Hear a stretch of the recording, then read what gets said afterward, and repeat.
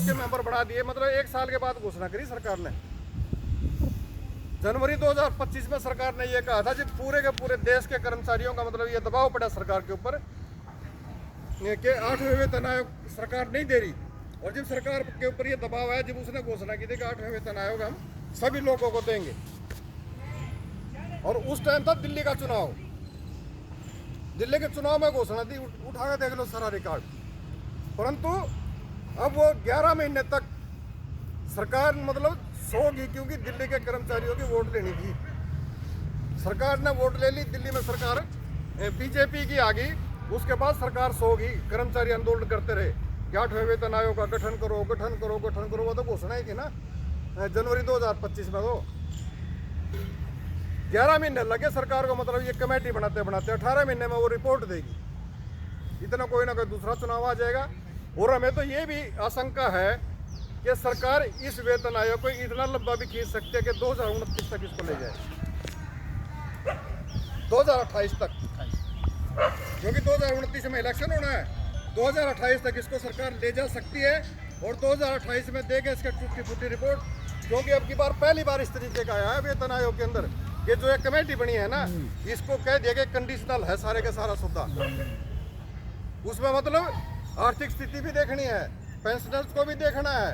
उसमें जो ऊपर जो बड़े बड़े जो सेठ बैठे हैं ना, जिनकी सरकार है, जिन लोगों के द्वारा ये सरकार चलाई जा रही है वर्तमान दौर के अंदर, उन लोगों ने सरकार को सबसे ये डायरेक्ट कर दिया कि प्राइवेट क्षेत्र से ज़्यादा मतलब सरकारी कर्मचारी की तनख्वाह नहीं होनी चाहिए।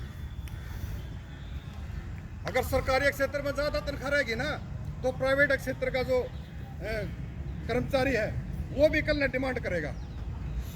इसलिए सरकार का इस रिपोर्ट के ऊपर ज़्यादा बड़ा कंट्रोल नहीं है। इस पेंशन के ऊपर और इस वेतन आयोग के ऊपर जो सबसे बड़ा जो कंट्रोल रहेगा वो बड़े बड़े पूंजीपतियों का रहेगा। क्योंकि सरकार जो है ना, पॉलिसी जो लोग बना के लेके आ रहे हैं, वो अडानी अंबानी जैसे तो लोग हैं, वही तो सरकार को पॉलिसी बना के दे रहे हैं, वो सरकार उनको लागू करती है। इसलिए एक तो हमें सरकार की पॉलिसी को समझना पड़ेगा। इन लोगों की पॉलिसी जो मतलब बड़े बड़े जो धन्ना सेठ है इस देश के अंदर, गिने चुने वो लोग हैं जो पूरी की पूरी आर्थिक स्थिति के ऊपर मतलब कब्जा जमाए हुए हैं।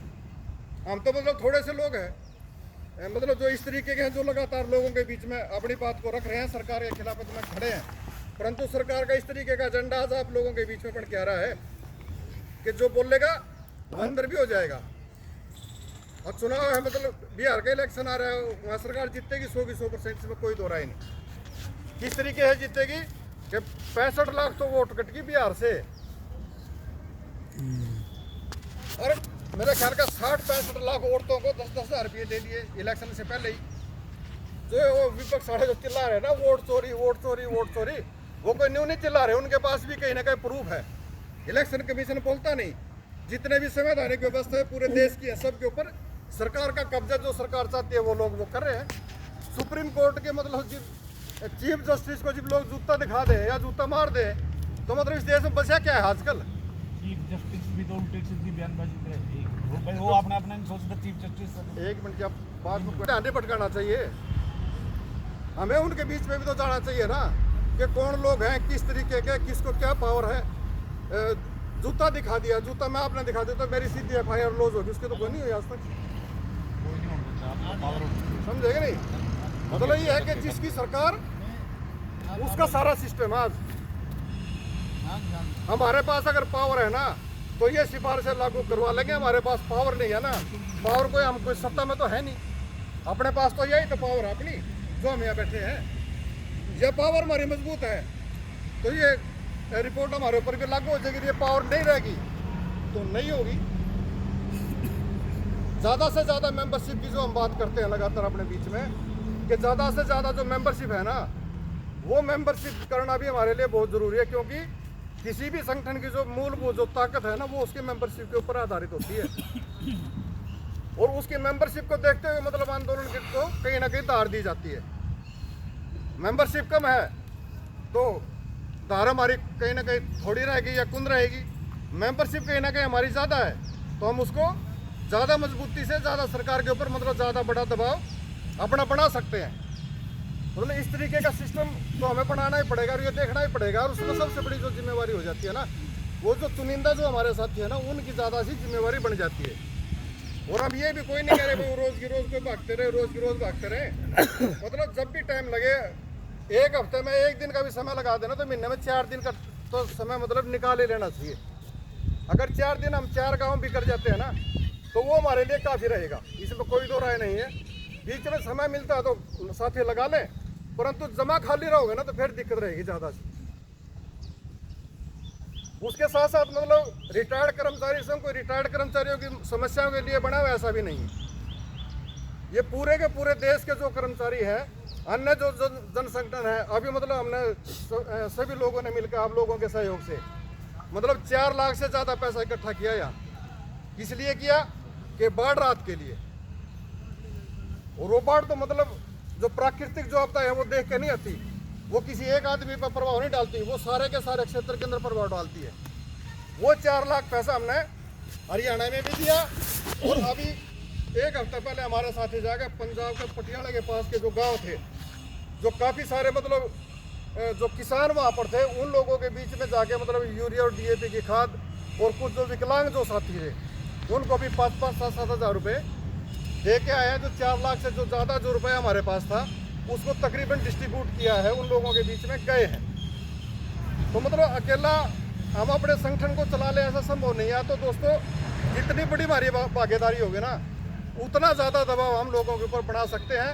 अपने संगठन को हमें किसानों से भी जोड़ना पड़ेगा। आज वो साथी भी मतलब कर रहे हैं अपनी मीटिंग करनाल के अंदर, जन संगठनों की मीटिंग है, अलग अलग ट्रेड यूनियनों की मीटिंग है। 26 तारीख का प्रदर्शन है, वो लोग ज्ञापन देंगे, किसान संगठन मिलके और ट्रेड यूनियन ने मिलके DC को ज्ञापन देना है। जो साथी यहाँ से जा सकते हैं, मतलब दबाव हम किसी के ऊपर नहीं दे रहे, जो साथी यहाँ से जा सकते हैं मतलब 26 तारीख को, क्योंकि ये ऑल इंडिया का प्रोग्राम है और ऑल इंडिया के द्वारा मतलब स्टेट में भी ये प्रोग्राम है, स्टेट का भी ये फैसला है कि 26 तारीख को जितने साथी उस प्रोग्राम में शामिल हो जाए उतना हमारे लिए ज़्यादा बेनिफिशियल वो रहेगा। जो साथी आ जाए उनका मोस्ट वेलकम, ना आ पाएंगे तो कोई मतलब दबाव किसी साथी के ऊपर वो हम दे नहीं रहे, परंतु 2-4 साथी तो कोशिश करें आने की। चले आए, कुछ ना कुछ सीखने को मिलेगा, कुछ ना कुछ भाईचारा हमारा बढ़ेगा। और उसके साथ साथ मतलब 17 दिसंबर का जो प्रदर्शन है और जो ज्ञापन देने की जो बात है, उस ज्ञापन के बीच में तो मतलब यही है कि ये पूरे देश का मतलब कार्यक्रम है, कोई अकेला हमारा कार्यक्रम नहीं है। पूरे देश के जो रिटायर्ड जो कर्मचारी हैं कि गवर्नर को गवर्नर को अपना ज्ञापन भेजेंगे DCs के माध्यम से। और जो हमारी जो स्टेट कमेटी है वो चंडीगढ़ में जाकर 10-12 आदमियों की कमेटी मतलब सीधे तौर के ऊपर राज्यपाल से मुलाकात करेगी। और मुलाकात करने के बाद जो अपनी ग्रीवेंसीज है वो राज्यपाल के सामने रखेंगी।